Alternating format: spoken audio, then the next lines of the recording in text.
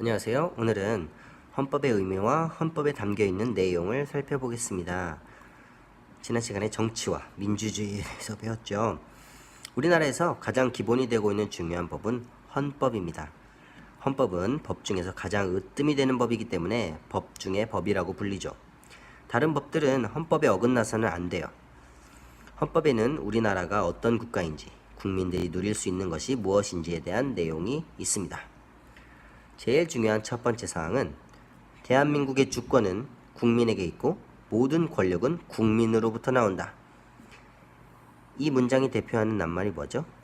바로 민주주의입니다. 국민이 주권인 정책인 거죠. 두 번째로 대한민국의 영토는 한반도와 그 부속 도서로 한다. 그 말은 부속 도서라 함은 그에 딸린 모든 섬들을 포함한다는 의미입니다. 세 번째, 대한민국은 통일을 지향하며 통일을 하기 위해 노력하며 자유민주적 기본질서에 입각한 평화적 통일 정책을 수립하고 이를 추진한다. 그 말은 우리나라는 평화적으로 통일을 이루기 위해 노력한다는 게 법에 명시되어 있습니다. 그렇기 때문에 전쟁을 통해서 통일을 이루려고 하는 건 헌법에 위배가 된다는 것이죠. 몇 장으로 가보겠습니다.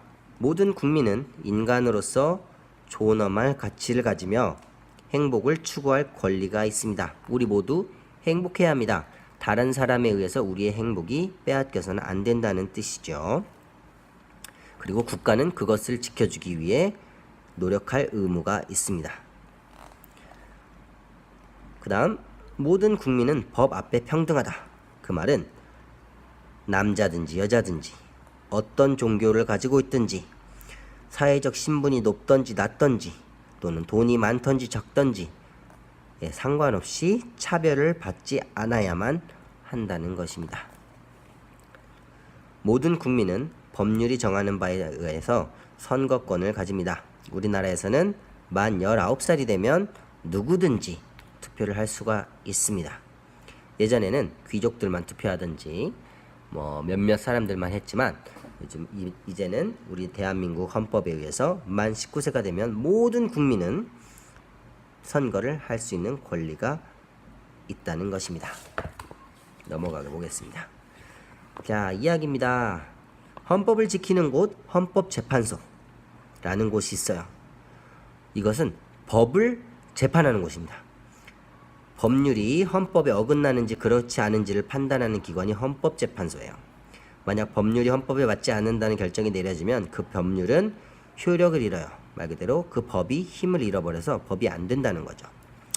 헌법은 모든 국민이 자유롭고 평등하게 살 권리를 보장하고 헌법재판소는 국가가 하는 일들이 국민의 권리를 침해하는지 그렇지 않은지를 판단하는 일도 합니다. 또 헌법과 법률에서 정한 공무원이나 헌법이나 법률을 위반하였을 때 그 자리에 물러나게 하며, 자, 이 사건이 있었죠.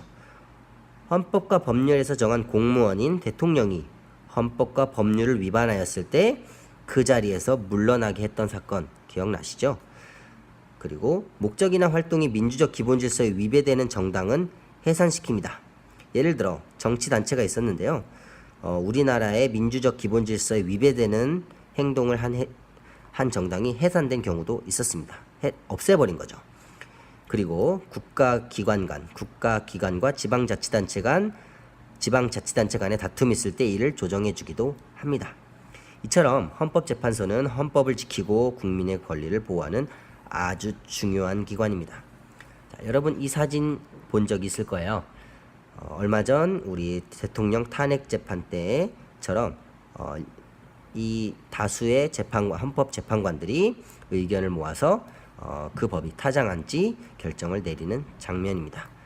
9명으로 구성되어 있어서 절대로 5대5, 4대4 반반으로 의견이 나오지 않게 꼭 반드시 결정되도록 해야 하고 재판관 6명 이상이 찬성해야 합니다.